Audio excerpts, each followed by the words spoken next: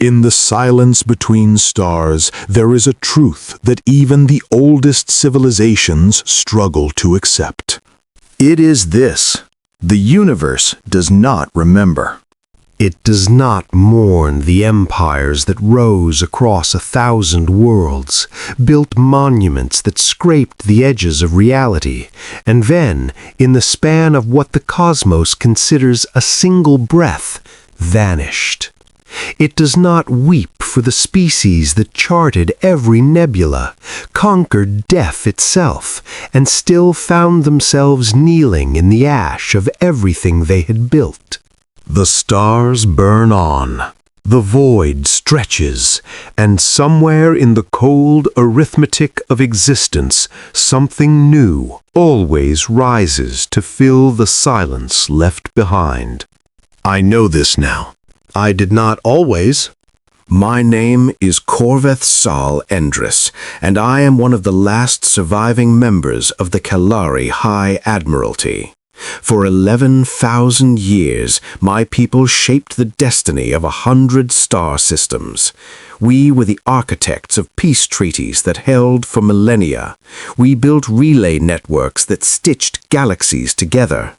We looked upon younger species the way a parent looks upon a child taking its first unsteady steps, with patience, with guidance, with the quiet certainty that they would never truly catch up.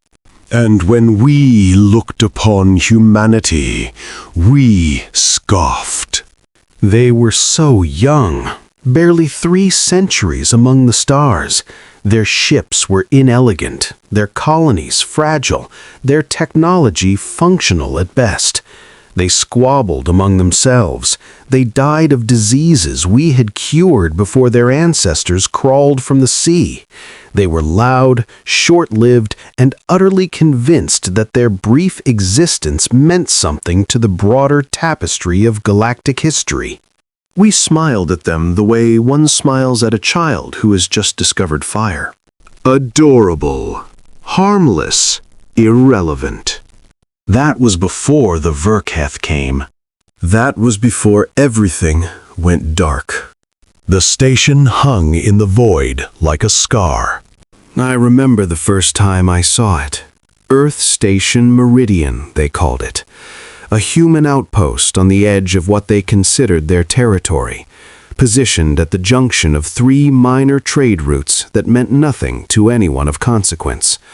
I had been traveling for 9 standard days, my flagship reduced to a shuttle, my crew reduced to the 17 survivors who had made it off Kalari Prime before the planetary shields collapsed.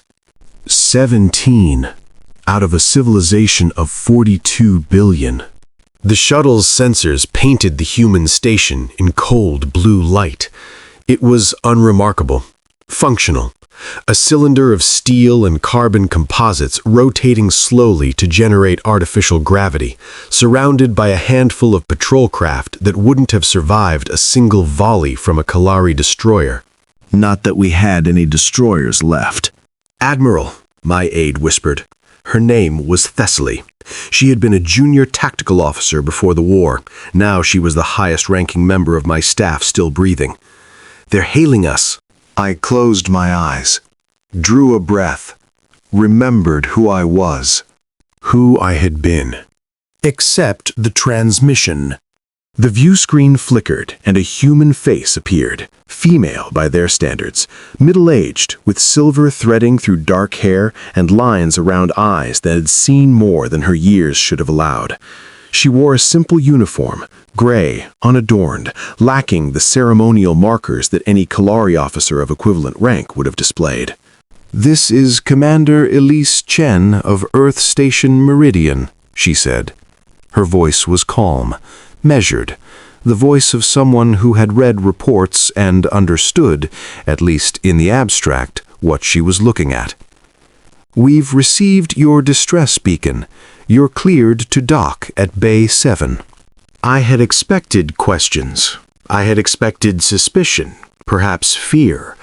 17 Kalari survivors arriving unannounced at a human station in the middle of a war that had consumed half the galaxy. Surely that warranted some interrogation. Instead, she simply nodded as if she had been expecting us. Medical teams will meet you upon arrival, she continued. Do you have wounded?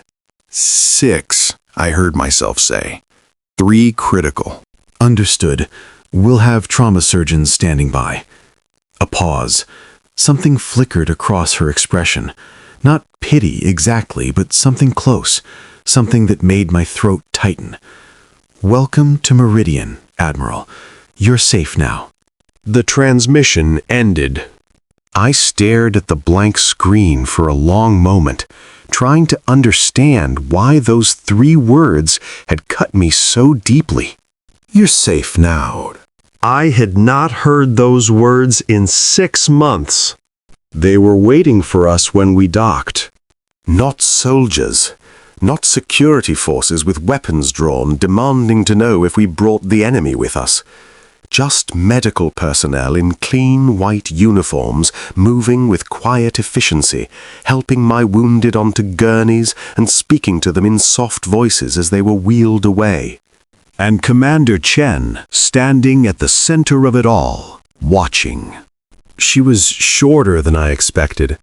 Humans often were. Their frames were compact, dense with muscle, built for a world with heavier gravity than most. She looked up at me without flinching, and I realized with a start that she was studying me the same way I had once studied lesser species. Assessing, calculating, trying to understand. Admiral Corvith, she said. I've read your file, what remains of it, anyway. She gestured toward a corridor. Walk with me. It was not really a question. I followed her through the station's corridors, and Thessaly fell into step behind us. The walls were gray. The lighting was functional. There were no monuments, no art, no displays of cultural achievement, just steel and glass and the quiet hum of recycled air. Your station is, I searched for a diplomatic word, modest. Chen smiled. It was the smile of someone who had heard that observation before. We build what we need, nothing more. On Kalari Prime, our orbital platforms were architectural wonders, crystalline spires that caught the light of 3 suns, gardens that floated in zero gravity, music halls where the acoustics had been perfected over centuries. I paused. They are all gone now. I know. Do you? She stopped walking, turned to face me. Her eyes were dark, and there was something in them that I could not read. Admiral, I've been receiving refugee transmissions for the past 4 months. Kalari, Vornthai, Thessic, a dozen other species, all of them with the same story.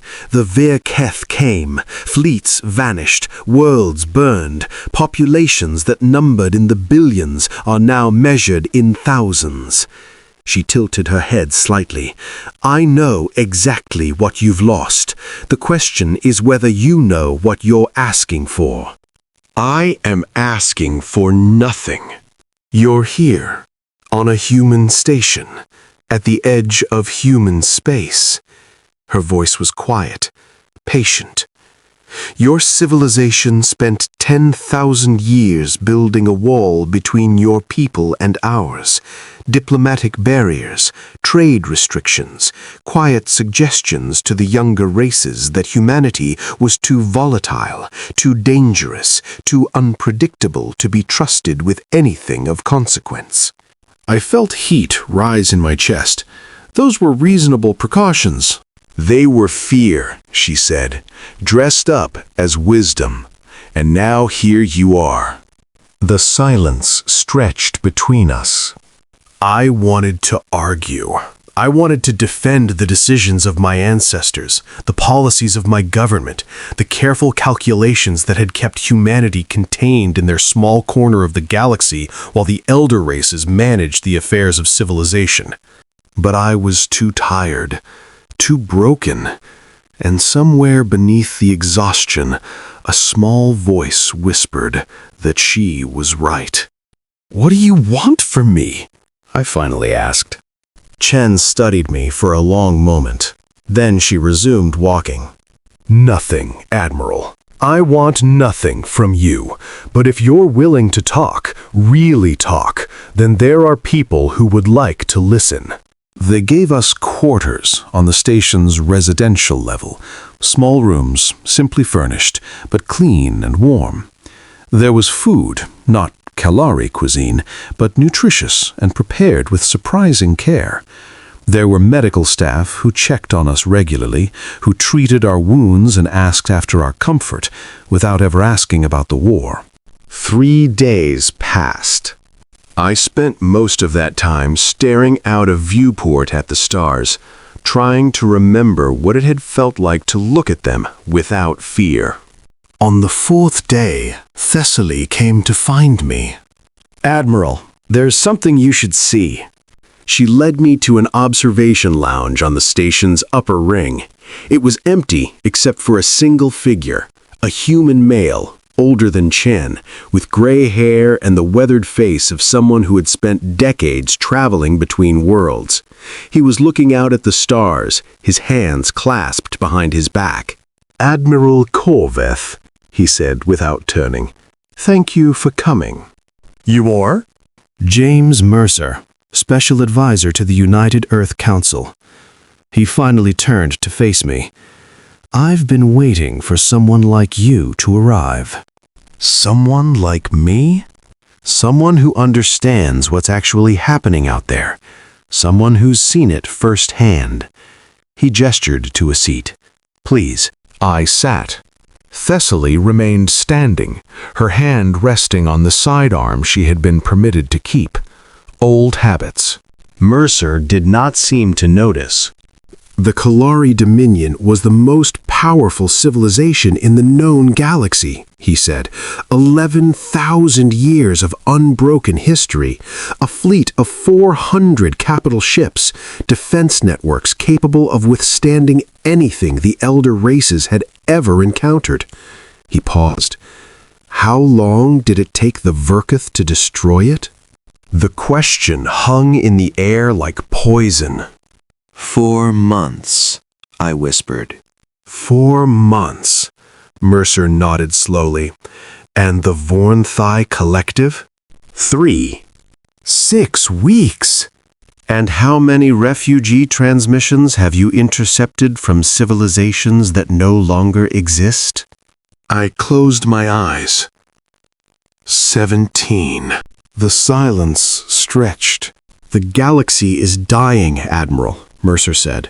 The elder races are being exterminated one by one, and those of us who remain are running out of places to run. Humanity has watched from the margins for 300 years. We've taken notes, we've asked questions that no one would answer, and now everyone who dismissed us is knocking on our door. Then you understand the threat. We understand more than you think. There was something in his voice, something cold, something that made me look at him more closely. What does that mean? Mercer stood and walked to the viewport. For a long moment he said nothing. He just looked out at the stars, the same stars I had been staring at for days, trying to find hope in their distant light. Tell me about the Vyaketh, Admiral. Not the military reports, not the tactical analyses. Tell me what you saw. I did not want to remember. But the words came anyway. They are a swarm, I said, not a civilization in any sense we understand. They do not communicate, they do not negotiate. They emerge from the void between galaxies, and they consume everything in their path. Their ships are organic, grown rather than built. They adapt to every weapon we deploy. We destroy one fleet, and 3 more emerge from nowhere. My voice cracked. They took Kalari Prime in a single night. 42 billion people. I watched the orbital feeds as they landed. They did not care about our monuments or our history.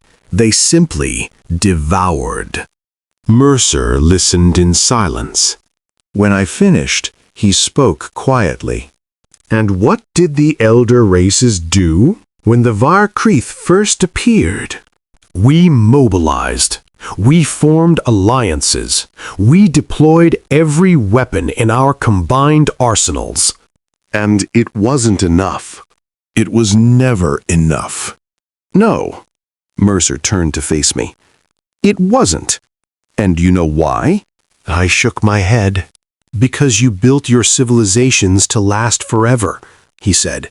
You perfected your technology, codified your cultures, and assumed that what had worked for millennia would continue working indefinitely. You forgot how to adapt. You forgot how to survive. He paused. We never had that luxury. I do not understand. You will. He walked toward the door, then stopped. Admiral, there's going to be a briefing tomorrow. All the refugee commanders who've arrived in the past month, I'd like you to attend. Why? Mercer smiled. It was not a warm smile. Because you're about to learn what humanity has been doing with those 300 years you spent scoffing at us. The briefing was held in a chamber I had not known existed. Deep beneath the station's main levels, accessible only through security checkpoints that scanned for weapons, biological contaminants, and, inexplicably, psionic signatures, there was a room that should not have fit inside the station's structure. It was vast. Holographic displays covered the walls, showing star maps, fleet positions, and data streams that scrolled too fast for my aging eyes to follow. Dozens of figures were seated in tiered rows, not just humans, but representatives of every refugee species that had found its way to Meridian. Kalari, Vornthai, Thessic, and others I did not recognize. We were the broken remnants of a dozen civilizations, gathered in a human conference room to hear what our hosts had to say. Commander Chen stood at the center of the chamber. Beside her was Mercer, and behind them both, a massive holographic display of the galaxy. Thank you all for coming, Chen said. I know that many of you have traveled far and lost much to reach us. I know that some of you have questions about why humanity has remained silent while the galaxy burns. Those questions will be answered today. She touched a control, and the galaxy map flickered. Red zones appeared, dozens of them, spreading outward from a central point in the galactic core, each one representing a star system that had gone dark, gone silent, gone dead. This is the current extent of Virketh expansion, Chen continued. In the past 8 months, they have consumed approximately 14% of known civilized space. 43 species have been completely exterminated. 11 more are functionally extinct, populations reduced to a few thousand survivors or less. Murmurs rippled through the assembled refugees. Among those lost, Chen said quietly, are the Kalari Dominion, the Vornthai Collective, the Thessic Hegemony, and the Sovereign Coalition of the Outer Rim. These were the 4 great elder civilizations. Combined, they represented over 90% of the galaxy's industrial capacity, 95% of its military power, and nearly 80% of its total population. She paused. Let the numbers sink in. They are gone now. A Vornthai commander near the front of the chamber rose. His scales were dull, his voice hollow. We know what was lost, he said. We lived it. What we need to know is what you intend to do about it. Chen nodded. That's why you're here. She touched another control, and the display changed. New markers appeared on the map, blue ones, scattered throughout human space and beyond, clustering in patterns that I did not immediately recognize. Humanity has spent the last 3 centuries building, Chen said. Not monuments, not memorials, not cultural institutions that would impress visiting dignitaries. Her voice was flat, matter of fact, entirely devoid of boasting. We built shipyards. We built weapons labs.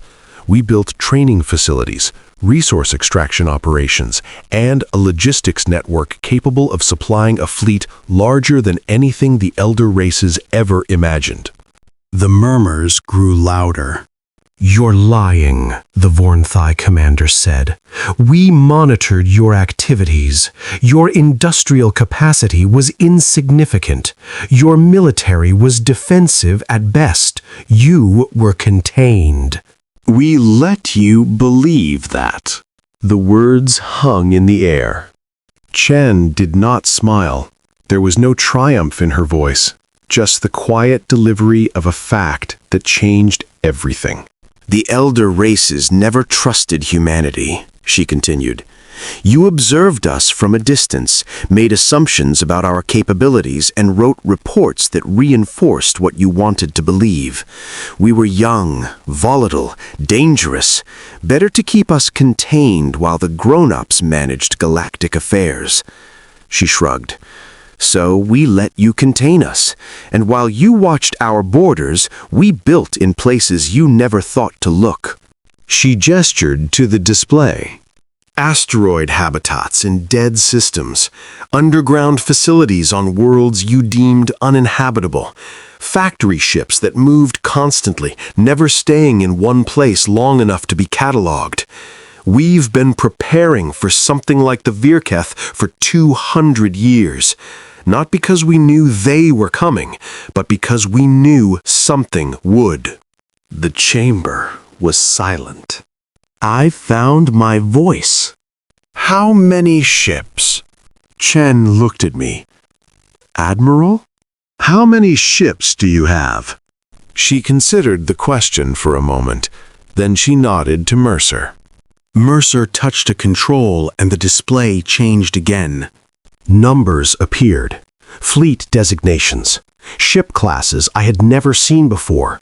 Production schedules, deployment timelines, crew complements, data that no Kalari intelligence analyst had ever suspected existed. And at the center of it all, a single figure. Active combat vessels, 147,892. I stared at the number. I could not process it. The Kalari Dominion, at the height of its power, had possessed 400 capital ships. The combined military of all elder civilizations, including support vessels and defense platforms, had numbered perhaps 50,000. 147,000. And they had built them in secret. "This is impossible," the Vornthai commander whispered. "The resources alone, the personnel you would have needed." Every human colony contributed, Mercer said. Every station, every outpost, every family that settled beyond Earth. We've been preparing for this since before most of you knew we existed. Not because we wanted war, but because we knew from our own history that peace is never permanent, that something always comes, and that when it does, the species that survives is the one that was ready. He let the silence stretch. The elder races spent millennia perfecting what they had. They stopped adapting. They assumed that their power would be sufficient for any threat. His voice was quiet. Humanity never made that assumption. We've been in a state of constant preparation since we first looked up at the stars and realized we weren't alone. I thought of the monuments on Kalari Prime, the crystalline spires, the gardens, the music halls with their perfect acoustics where my ancestors had listened to symphonies composed over centuries. We had built beauty. They had built weapons. And now, sitting in this hidden chamber beneath a modest human station, I began to understand which choice had been wiser. The days that followed were a blur of briefings, planning sessions, and quiet conversations that changed everything I thought I knew about humanity. Commander Chen became my primary liaison. She answered my questions with patience, never condescending, never gloating. When I asked about human history, about the centuries of war and plague and famine that had shaped their species before they reached the stars, she spoke without bitterness. We nearly destroyed ourselves, she said, multiple times.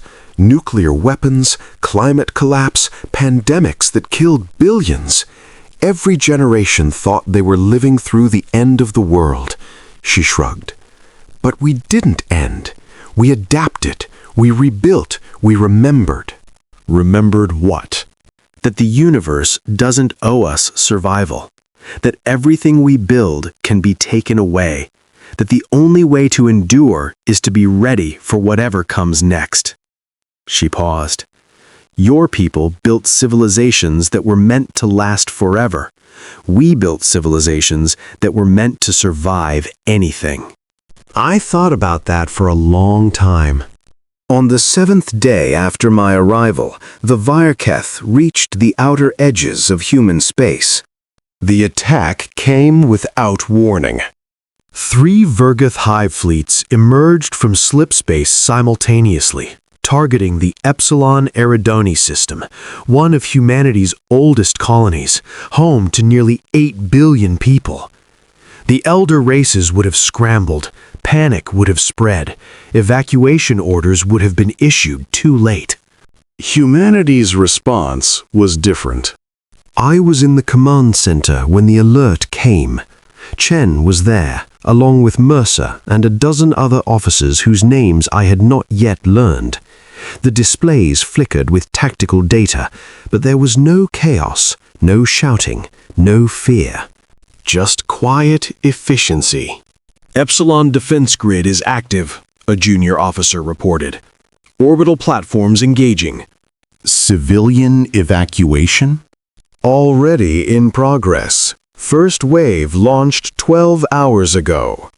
12 hours ago. The Virketh had arrived minutes ago. Chen glanced at me. We've been tracking their slipspace signatures for months. We knew they were coming. We always know. I watched the display as human defense platforms opened fire. The weapons were unlike anything I had seen, focused gravitational pulses that tore through Virketh organic hulls, antimatter warheads that detonated in precisely calculated patterns, and something else, something that made the enemy ships simply stop, go dark, drift. What is that? I asked. Synaptic disruptors, Chen said. The Virketh coordinate through a collective neural network. We figured out how to interrupt it. She smiled faintly. We've been studying them since they first appeared. Every battle, every engagement, every piece of wreckage we could salvage. While the elder races fought them with the same tactics over and over again, we were learning. On the display, the first Virketh hive fleet was disintegrating. The second was under attack from a human battle group that had arrived through a slipspace corridor I had not even known existed. The third was attempting to retreat and failing. In less than an hour, it was over. Epsilon Eridani was secure. And for the first time since the war began, I watched an enemy fleet die without taking a single world with it. The battles continued. The Virketh probed human space from a dozen different angles, testing defenses, searching for weaknesses. They found none. Each attack was met with a response that seemed impossible. Human fleets appeared where they shouldn't have been.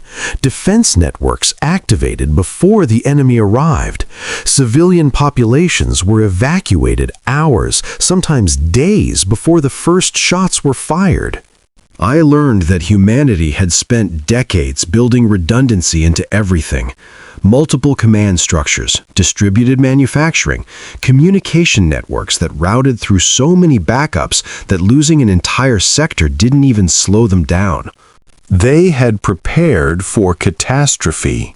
Not as an abstraction, Not as a theoretical exercise. As an inevitability.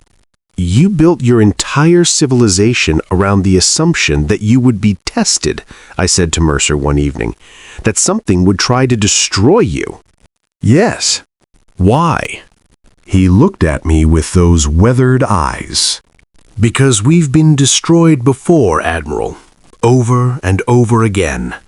Empires, nations, cities, we've watched them fall 1,000 times in our history. We learned that the only constant is change, that the only security is preparation, that the only way to survive is to never stop building, never stop learning, never stop getting ready for the next disaster. He paused. The elder races saw stability as the goal. We see it as a temporary illusion. That sounds exhausting.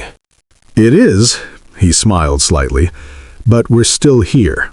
3 weeks after my arrival, humanity launched its first offensive.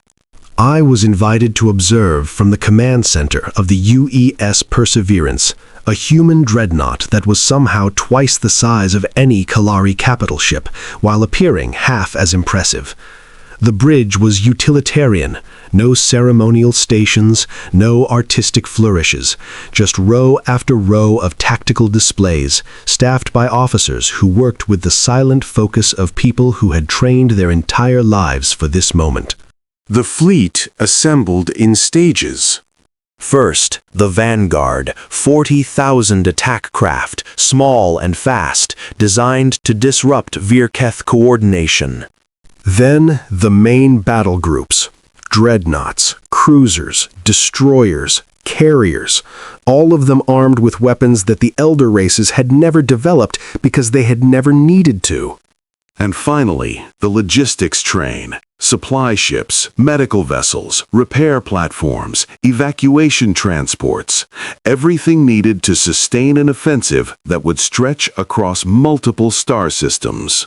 In total, humanity committed 87,000 ships to the operation, against an enemy that had destroyed the combined might of 4 elder civilizations. Admiral Corveth, a voice said. I turned.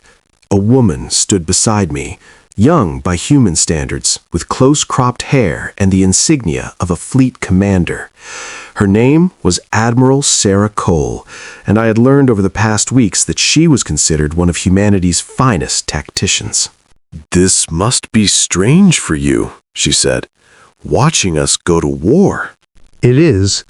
I imagine you never expected to be here, on a human ship, surrounded by humans, watching us do what your people tried to prevent for centuries.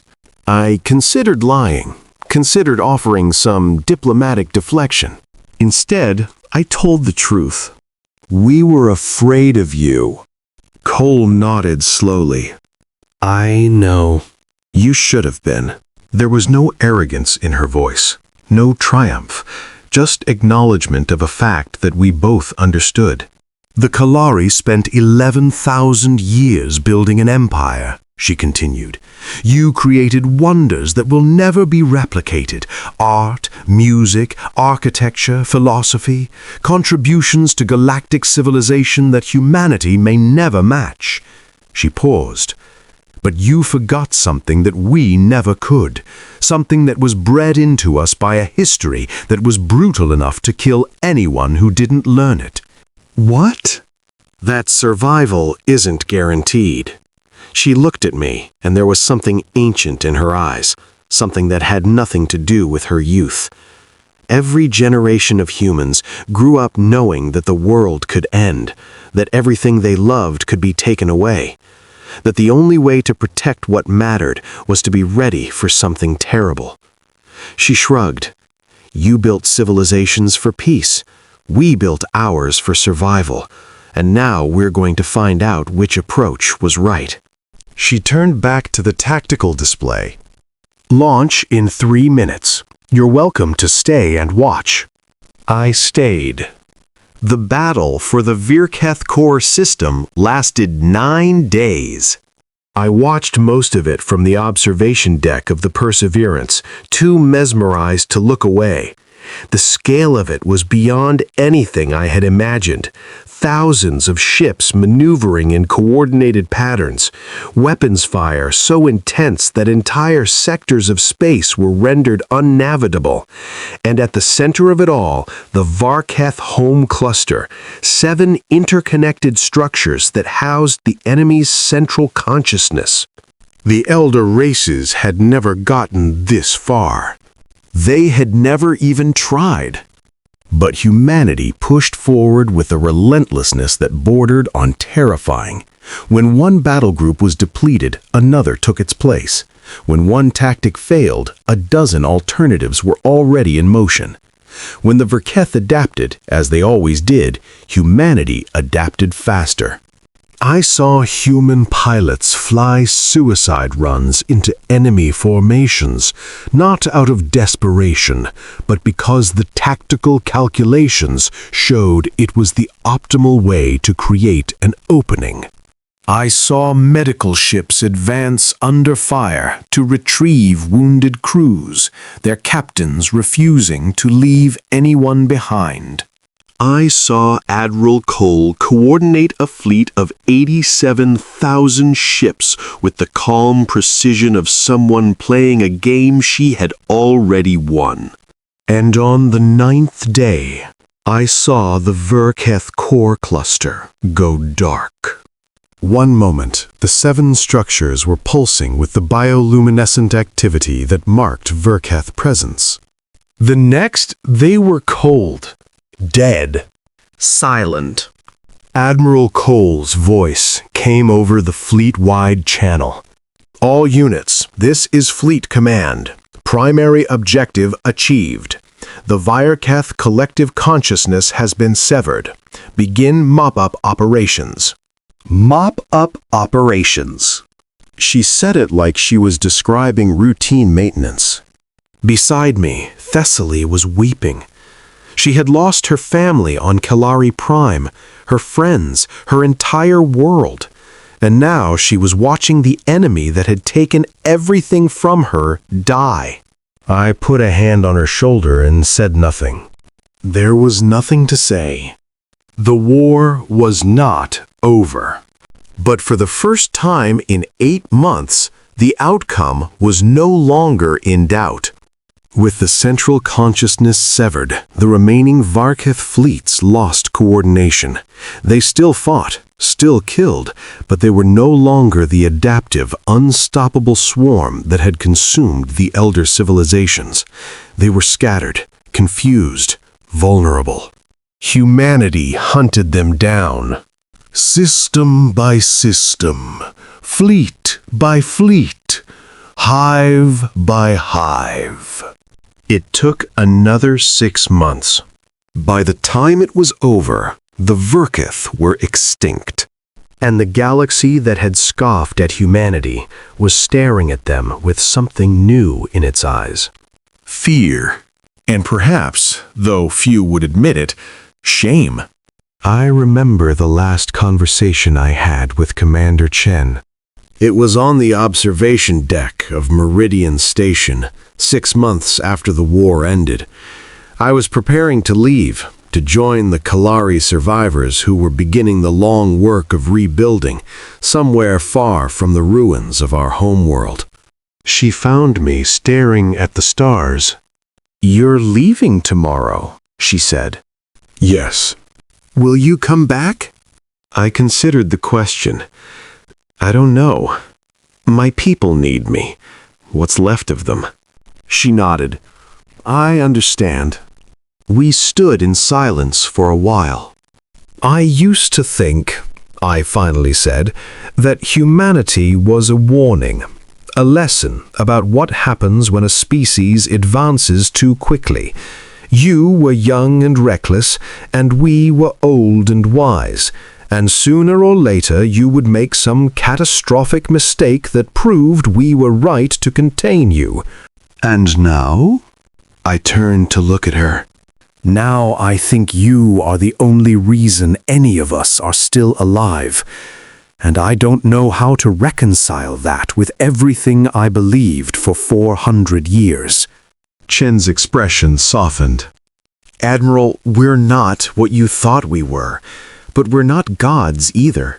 We're not some perfect species that was meant to save the galaxy. We're survivors.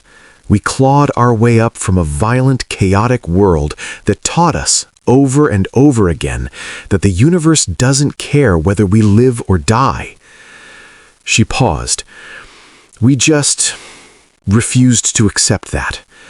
Every time something tried to destroy us, we found a way to keep going. Not because we were better than anyone else, but because giving up was never an option we were willing to consider. And the elder races? I asked. The civilizations that dismissed you? We're not going to replace you, if that's what you're asking. We didn't save the galaxy to rule it. We saved it because it needed saving. She shrugged. What comes next is up to everyone, human and otherwise. I wanted to believe her. I think, in time, I did. The galaxy that exists now is not the one I grew up in. The elder civilizations are gone. The Kalari, the Vornthai, the Thessic, all of us reduced to scattered populations rebuilding on borrowed worlds, grateful for the chance to exist at all. The structures we built, the monuments we raised, the histories we preserved, almost all of it was lost in the Virkith swarm. In their place, something new is rising. Humanity has not claimed dominion over the galaxy. They have not established an empire or demanded tribute from the survivors. Instead, they have done something far more unsettling. They have shared. Technology, resources, knowledge, everything they built in secret over 3 centuries is now available to anyone willing to learn. Human engineers work alongside Kalari survivors to rebuild our colonies. Human doctors train the next generation of Vornthai physicians. Human teachers offer courses in languages and histories that most species have never had access to. And everywhere I go, I see the same thing in the eyes of the beings I meet. Recognition. We scoffed at them. We dismissed them. We looked at their modest stations and functional ships and saw nothing worthy of respect. And then the universe sent something to test us, and we learned, too late, that the species we had underestimated was the only one that had been preparing. I am old now. I will not live to see the galaxy that rises from these ashes. But I have grandchildren, Kalari children, born on human stations, speaking human languages, growing up in a universe where the balance of power has shifted forever. They do not fear humanity the way my generation did. They admire them. And when they look up at the stars, they see not the cold and merciless void that I once saw, but something else entirely. Hope? I am Corveth Salendris. I was a High Admiral of the Kalari Dominion, proud servant of an 11,000-year civilization that believed it would last forever. I watched my world burn. I watched my people die, and I watched humanity rise from the margins of galactic society to become something that none of us ever imagined. Not conquerors, not destroyers, but survivors, adapters, the species that refuse to give up no matter what the universe threw at them. The galaxy scoffed at them once. It will not make that mistake again. Because in the end, we learned the truth that humanity has always known. The universe does not care whether civilizations survive. It does not protect the old, the wise, or the powerful. It only ever rewards one thing: the willingness to keep going, to adapt, to endure, to never ever stop fighting for one more day. Humanity carried that lesson in their bones. It was written in every scar of their brutal history, encoded in every cell of their stubborn, relentless biology. They did not survive the Virketh because they were stronger than the elder races. They survived because they had never forgotten how to struggle. And as I sit here now in my small quarters on a human station, watching my grandchildren learn the lessons that will shape the next era of galactic civilization, I understand something that my ancestors never did. We built for permanence. They built for persistence. And in the end, one of those choices was right. The galaxy scoffed.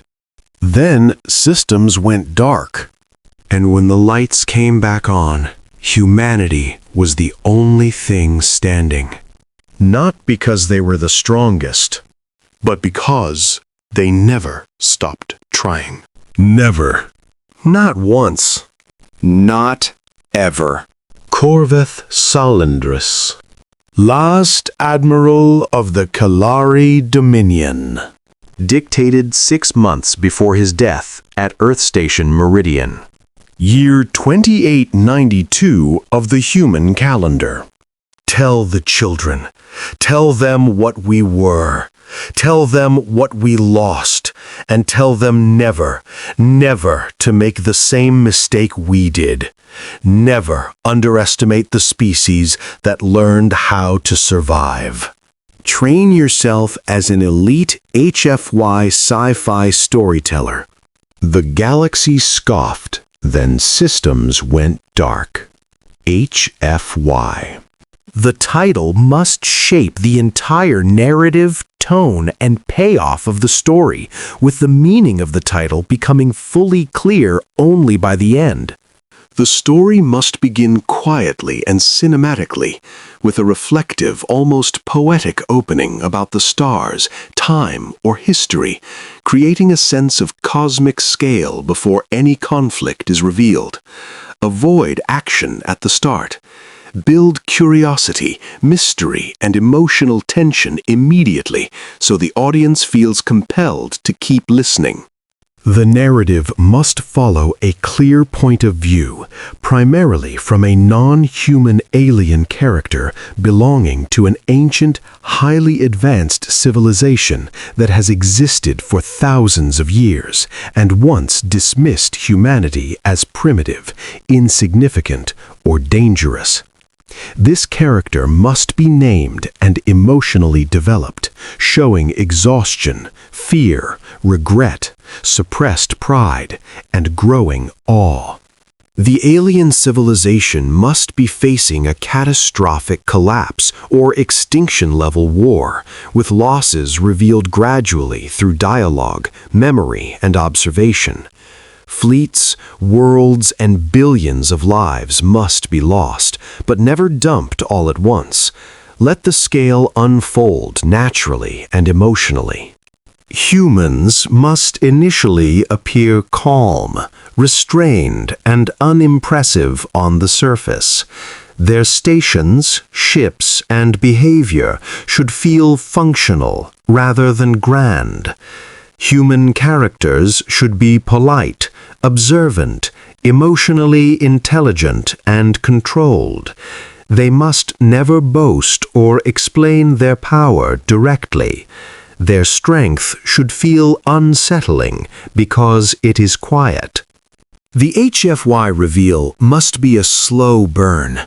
Humanity's true nature should emerge through adaptability, strategic thinking, unity, endurance, and an almost frightening calm in the face of annihilation.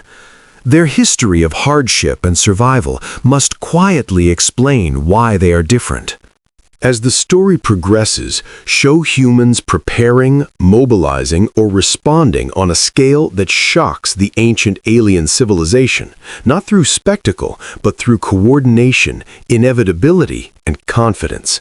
The alien POV character should gradually realize that humanity was never weak, only restrained. The final third of the story must deliver a powerful HFY payoff that feels earned. Humanity's response should be overwhelming, precise, and unstoppable, fulfilling the promise of the title. The alien POV character must experience awe, fear, humility, and understanding as the balance of power irrevocably shifts. And with a strong emotional conclusion, not just victory. The final lines should leave the audience with chills, reinforcing themes of humility, endurance, empathy, and the terrifying strength of a species forged by struggle.